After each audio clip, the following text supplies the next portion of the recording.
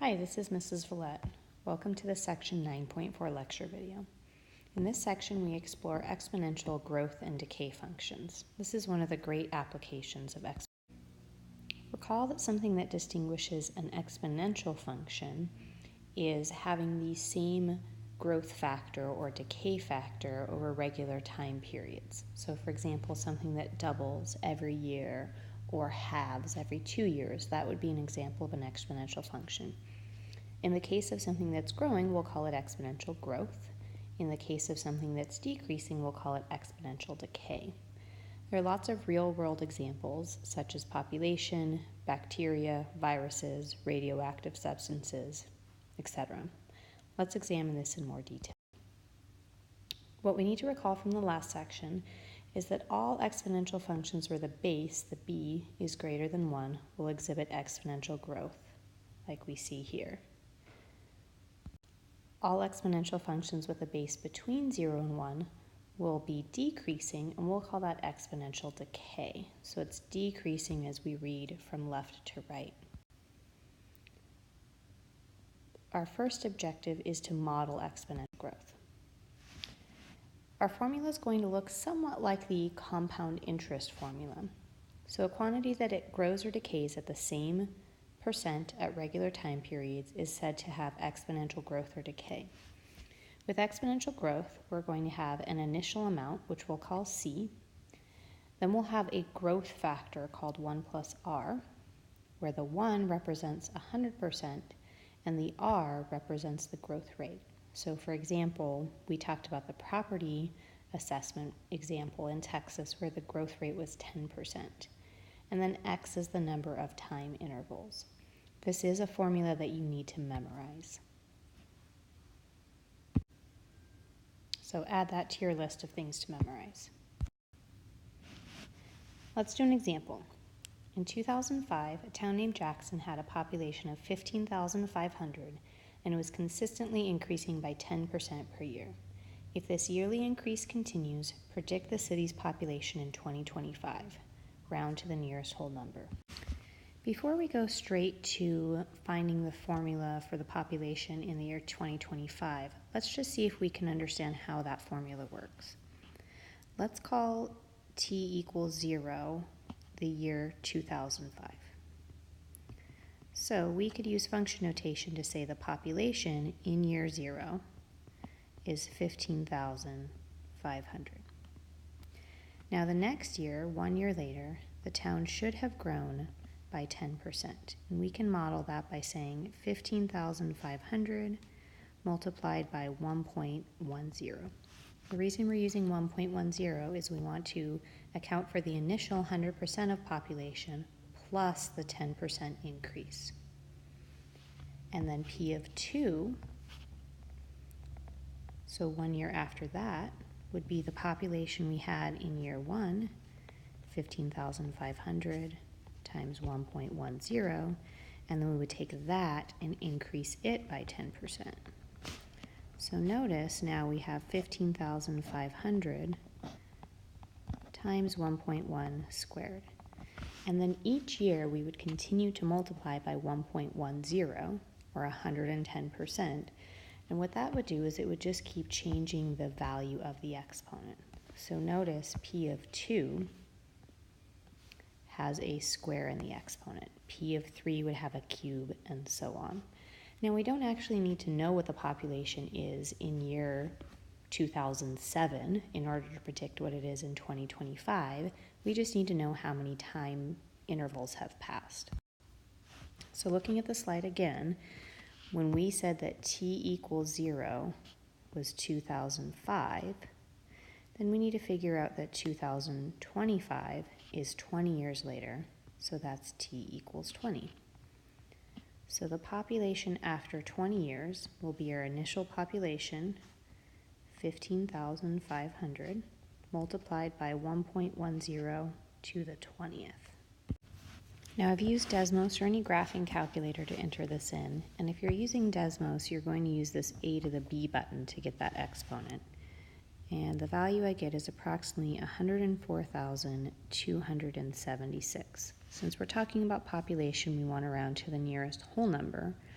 so the 0.24 just rounds down. Again, we see that this exponential growth makes quite a big difference, especially at a high growth rate like 10% per year. Exponential decay is the same idea. Instead of having a growth factor greater than 1, you have a growth factor less than 1. So with exponential decay, instead of a 1 plus r, we have a 1 minus r. So 1 minus r is called the decay factor, and then r is the decay rate, which is often listed as a percent. So a large golf country club holds a singles tournament each year. At the start of the tournament for a particular year, there are 512 players. After each round, half the players are eliminated. How many players remain after 6 rounds? We could, of course, just solve this by brute force. So when they start, there's 512 players. After round 1, there will be half as many, 256 left. After the second round, half again. So we're doing 256 times 1/2, which is 128. And then half again is 64, 32, etc. So if we look at this more generally, and we're not just trying to brute force our way through, we can see that our decay rate is 50% because we are losing 50% each time. So the number of people left, we could use y, is going to be determined by the number of people who start, 512, and then 1 minus 50% because we lose 50%. And after 6 rounds, we want to say to the power 6. And then we just evaluate that in a calculator. And we get 8, which notice again, we had 512, and then 256, 128, 64, 32, 16, and then 8.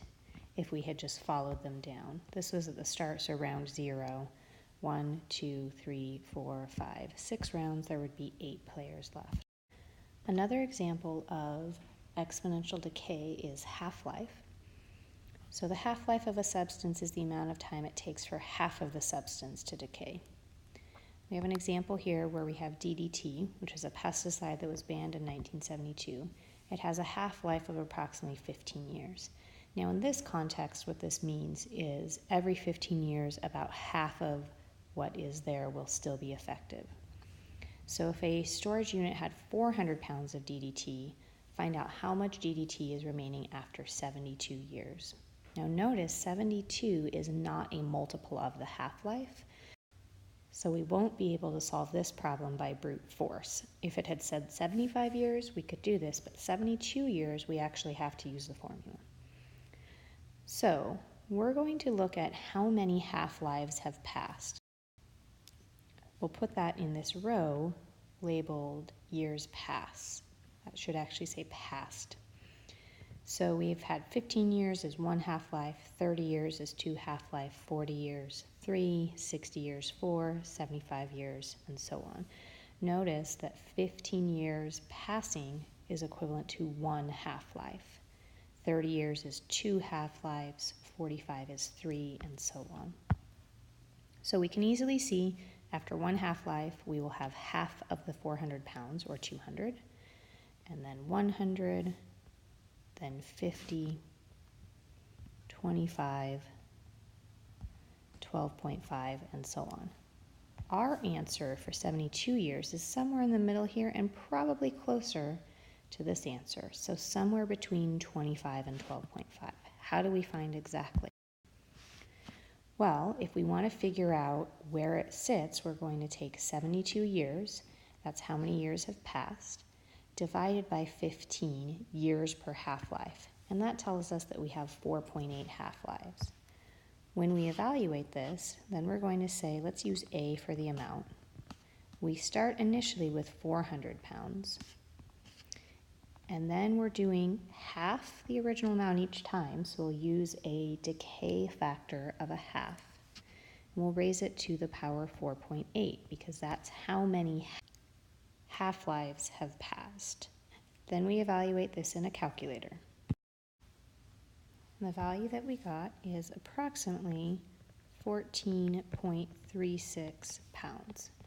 Notice from our table before, we had estimated between 12.5 and 25, with the answer being closer to 12.5.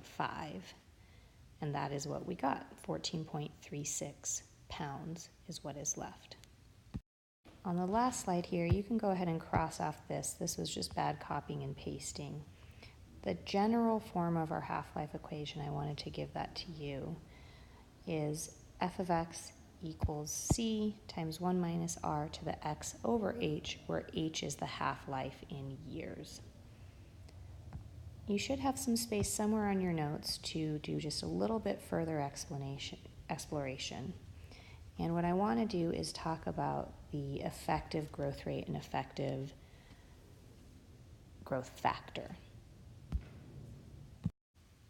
So I'm going to give you some functions, and for each function I want you to find the yearly growth factor and rate, the 5-year growth factor and rate, and the monthly growth factor and rate. Our first function is f of x equals 100 times 1.16 to the x. We know that the 100 is actually the starting quantity. This is what we start with. And then the 1.16, that's what's called the 1-year growth factor.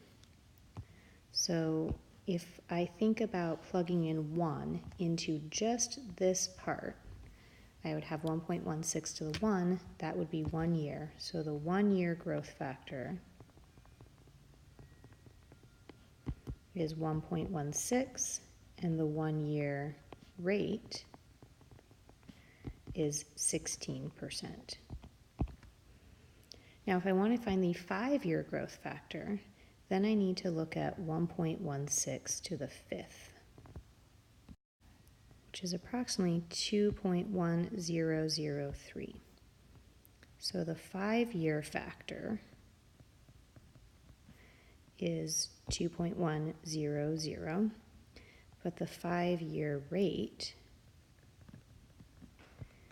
is what the difference is between that number and 100%, which is 110%, 1.10, or 110%. So we doubled in 5 years, which means we grew by 110%. The monthly factor is a little bit trickier. For the monthly factor, we need to realize that 1 month is 1/12 of a year, so x is the number of years. So 1.16 to the 1/12, which is approximately 1.0124. So that's my 1 month factor.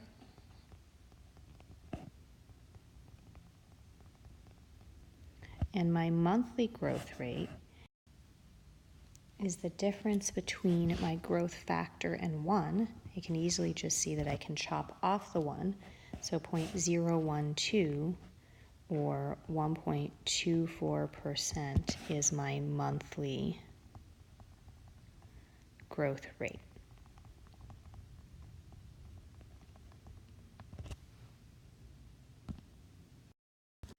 Let's do an example with decay. So I have g of x equals 10 times 0.95 to the x. The 10 is the starting amount. The 0.95, if I raise that to the first, that would be my 1-year growth factor. So my 1-year growth factor is 0.95. My 1-year growth rate is -5% because it's actually declining by 5%. How did I get that number? I did 0.95 subtract 1. So it's the difference between the growth factor and 1, which gave me -0.05 or -5%. To find the 5-year growth factor, I'll do 0.95 to the 5th.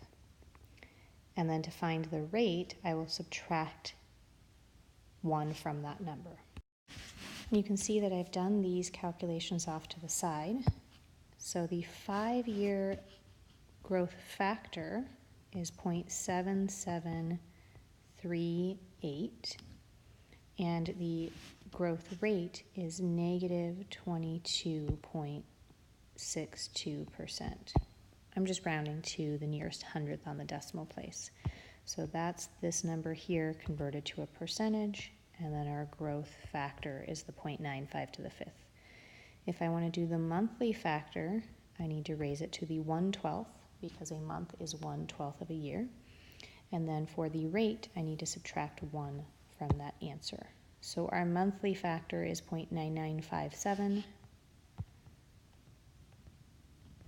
And our monthly growth rate, it's actually decay. That's why we're saying it's 0.43%. Okay, that is the end of section 9.4. You do have my math lab on this, and you may also have a paper worksheet. Be sure to check the list that I give to you before I leave.